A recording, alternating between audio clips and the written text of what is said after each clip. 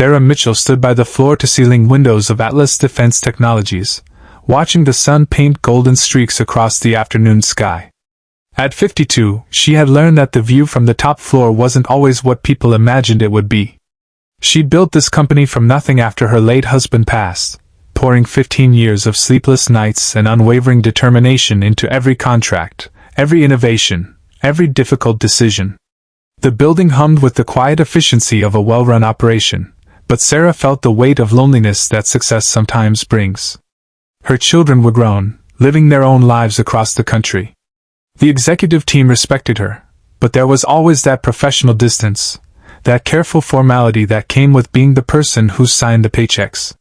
She turned from the window, gathering her briefcase. It was nearly 6 o'clock, and most of the staff had already left for the evening. Sarah made her way to the elevator, her heels clicking softly on the polished floors. As the doors opened on the ground floor, she nearly collided with a man pushing a cleaning cart. "I'm so sorry," Sarah said, steadying herself. "No harm done, ma'am," the man replied, stepping back with a slight smile. He wore the gray uniform of the janitorial staff, with Atlas embroidered on the chest pocket. His name tag read, Daniel. Sarah had seen him before, of course. He'd been working the evening shift for about 8 months now. What struck her, as it had the first time she noticed him, was the way he carried himself. There was something different about Daniel Hayes, something she couldn't quite name. He was probably in his late 40s, with dark hair touched with gray at the temples, and eyes that seemed to hold depths of experience. "Working late again, Mrs. Mitchell?" he asked, moving his cart to the side. "Always," she said with a tired smile. "The work never seems to end." "That's the truth of it," Daniel replied. "But you've got to leave some time for yourself too. My mama used to say that all work and no rest makes for a hollow victory." Sarah paused, surprised by the gentle wisdom in his words. "Your mother sounds like she was a wise woman." "She was indeed. Raised 5 of us kids on not much more than love and good sense." His expression grew distant for a moment, as if remembering. "She passed 3 years ago, but I still hear her voice sometimes, reminding me of what matters." There was something in his tone, a sincerity and quiet dignity that touched Sarah.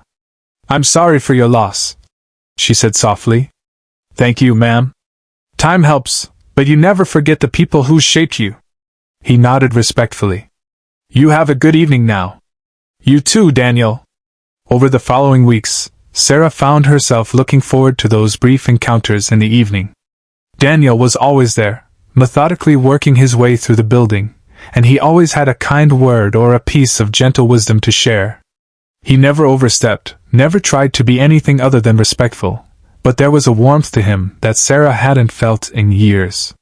One rainy Tuesday evening, Sarah found herself working later than usual, trying to sort through a particularly challenging contract negotiation. The stress had built up over days, and when she finally closed her laptop around 8 o'clock, she felt utterly drained. As she walked past the break room, she noticed the light was on. Daniel was there, sitting at one of the small tables with a simple sandwich and a thermos of coffee. He looked up as she passed, then stood politely. "Mrs. Mitchell? Burning the midnight oil again?" Sarah managed a weary smile. "Something like that. I didn't mean to interrupt your dinner." "No interruption at all. Would you like some coffee?" "I always make too much." He gestured to the thermos. "It's not fancy, but it's hot and strong." Sarah hesitated for just a moment, then found herself accepting. "That would be lovely, actually." Daniel pulled out a chair for her, then poured coffee into the thermos cup and handed it to her. "Rough day?" he asked, settling back into his own seat. "Rough week," Sarah admitted. "Sometimes I wonder if I'm still cut out for all this. The younger executives, they have energy I'm not sure I have anymore." "Now, that's just tiredness talking," Daniel said gently. "I've seen you work, Mrs. Mitchell. The way people respect you, the way this place runs. That doesn't come from energy alone. That comes from wisdom, from knowing how to treat people right, from understanding that a company is more than just numbers on a balance sheet." Sarah looked at him with surprise. "You're very perceptive, Daniel." He smiled. I've learned that paying attention to people tells you more than most folks realize. And I've had some time to learn that lesson. What did you do before this? Sarah found herself asking. If you don't mind me asking. Daniel was quiet for a moment, his fingers wrapped around his coffee cup. I spent 25 years in the military, he said finally. Special Forces. Saw a lot of the world, did things I'm proud of and some I wish I could forget. When I came back, I realized I needed something different. Something simple, honest. Something that let me sleep at night. Sarah felt a wave of understanding wash over her. That must have been quite a transition. It was, Daniel acknowledged. But I learned something important during those years. Real strength isn't about power or position. It's about showing up every day, doing your work with dignity, treating people with kindness. My job now might seem simple to some folks, but it's honest work, and it gives me peace. They talked for another hour that evening, sharing stories about their lives, their losses, their hopes. Sarah learned that Daniel had been married once, long ago, but the strain of military life had ended it. He had a daughter he was trying to reconnect with. He'd chosen the night shift partly because it paid a bit more, partly because he liked the quiet. From that night on, their brief conversations became a cherished part of Sarah's routine. Daniel never asked for anything, never tried to leverage their growing friendship. He simply offered his quiet presence, his thoughtful observations, his gentle humor that could brighten even the most difficult days. 3 months later, Sarah's son Mark came to visit from Seattle. Over dinner, he noticed something different about his mother. "Mom, you seem lighter somehow," he said. "Happier." Sarah smiled. "I've made a friend," she said simply.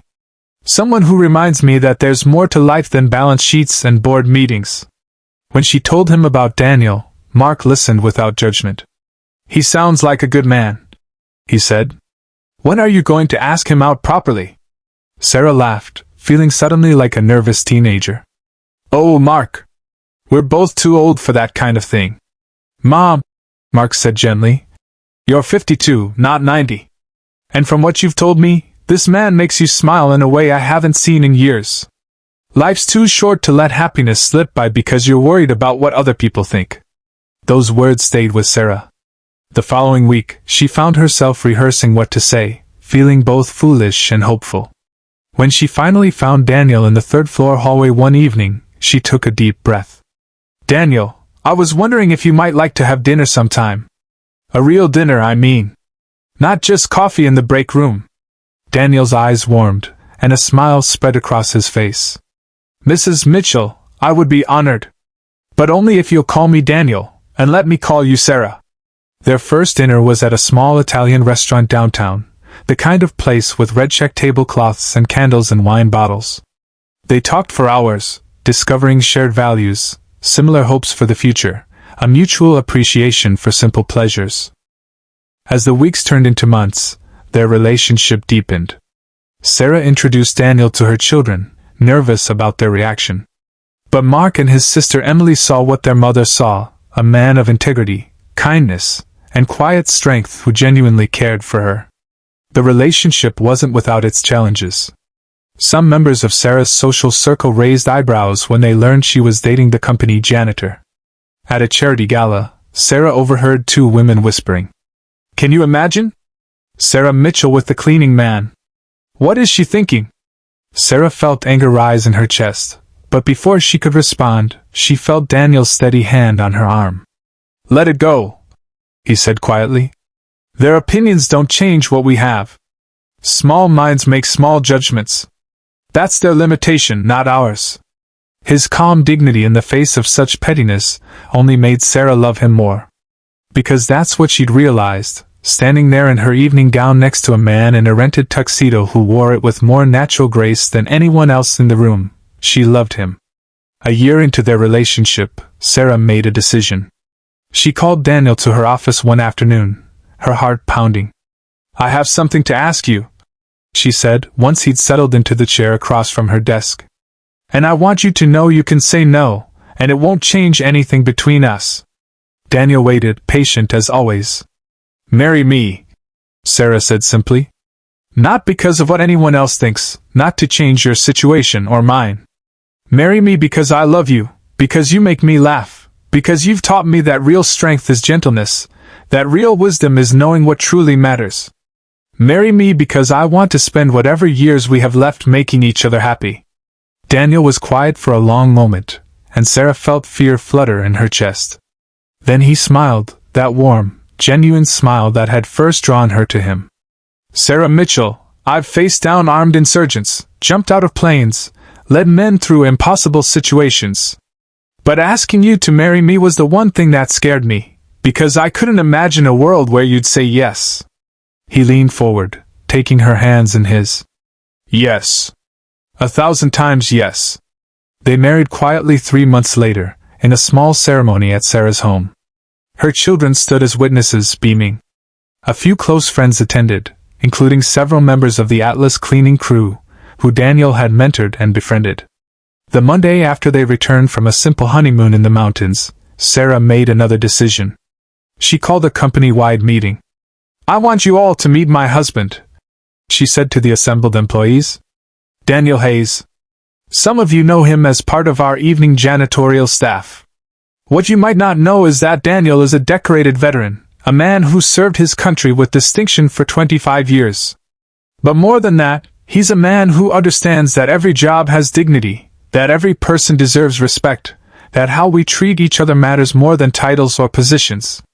She paused, looking around the room. "Daniel has agreed to join our security consulting division. His expertise in tactical operations and strategic planning is something we've needed. But the real reason I wanted you all to meet him is this: he's taught me something important.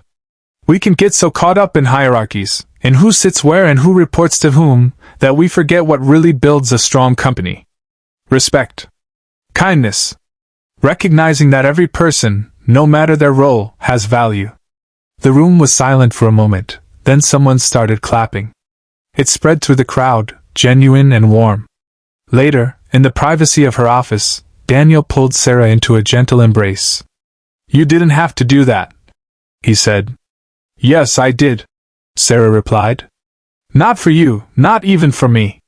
For everyone who's ever been judged by their job title instead of their character. For everyone who's ever felt invisible because they didn't have the right credentials or the impressive resume." Daniel kissed her forehead. "You know, when I took that janitorial job, I was just looking for peace, for something simple after all the complexity of military life. I never expected to find you. I never expected to find this." "Neither did I," Sarah said. "But I'm so grateful we did." In the months that followed, Daniel proved to be an invaluable addition to the security division. His insights, drawn from decades of real-world experience, helped Atlas land several major contracts. But more than that, his presence changed the culture of the company. He made a point of learning everyone's name, from the executive suite to the mailroom. He treated the newest intern with the same respect he showed the board members. One evening, Sarah found him sitting in the same break room where they'd had their first real conversation, sharing coffee with a young woman from the IT department who looked troubled. "The thing about failure," Daniel was saying, "is that it's just information. It tells you something didn't work, so you try something different. I've failed at more things than I can count. But each failure taught me something, and eventually, those lessons added up to wisdom." The young woman nodded, looking less burdened. "Thank you, Mr. Hayes. That helps." As she left, Sarah sat down beside her husband. "You're good at this," she said. "At helping people. People helped me when I needed it," Daniel said simply. "Just paying it forward." On their first anniversary, they sat on the patio of their home, watching the sunset paint the sky in shades of orange and pink. Sarah leaned against Daniel's shoulder, feeling a contentment she never thought she'd find again. "Do you ever regret it?" she asked. "Giving up your simple life for all this complexity?" Daniel was quiet for a moment, considering. "I didn't give up simplicity," he said finally. "I just found it in a different place. The simple truth is I love you. Everything else is just details." Sarah smiled, tears pricking her eyes. "My children told me something last week. They said they've never seen me this happy. They said you brought light back into my life. Funny, Daniel said, pulling her closer. I was going to say the same thing about you. As the stars began to emerge in the darkening sky, Sarah reflected on the unexpected journey that had brought her to this moment. She'd built a company, raised children, weathered loss and loneliness. She'd achieved success by any conventional measure. But true joy, the kind that warmed you from the inside out, that had only come when she'd stopped looking at titles and positions and started seeing the person beneath. Daniel had taught her that real strength wasn't about power or control. It was about showing up with integrity, treating people with dignity, finding peace in honest work. It was about understanding that every person you meet has a story, has value, has something to teach you if you're willing to listen. Years later, when Sarah finally retired and handed Atlas Defense Technologies over to a carefully chosen successor, she and Daniel sat in that same break room one last time. The building was quiet in the evening, just as it had been all those years ago when a CEO and a janitor had shared coffee and conversation. No regrets? Daniel asked, echoing their anniversary conversation. Sarah looked at him, at the silver now threading through his hair, at the laugh lines around his eyes, at the gentle strength that had never wavered. Not a single one, she said. You taught me that wisdom often comes in unexpected packages. That kindness is its own reward. That love doesn't follow a schedule or respect a hierarchy. That the measure of a person isn't what they do, but how they do it, and how they treat others along the way. Daniel smiled, that same warm smile that had first caught her attention in an elevator years ago. I think we taught each other, he said. You reminded me that it's okay to want more, to reach for happiness, to believe you deserve good things even after you've stumbled. They sat in comfortable silence, two people who'd found each other against all odds, who'd built something beautiful out of mutual respect and genuine affection. Outside the windows, the city lights twinkled like earthbound stars, and somewhere in the building, the night shift was beginning their work, each person playing their part in keeping the world turning. And in that quiet moment, Sarah Mitchell Hayes understood the most important lesson of all, that life's greatest gifts often come not from seeking them out, but from being open to them when they appear, even in the most unexpected forms, at the most unlikely times, in the most ordinary moments that turn out to be extraordinary after all.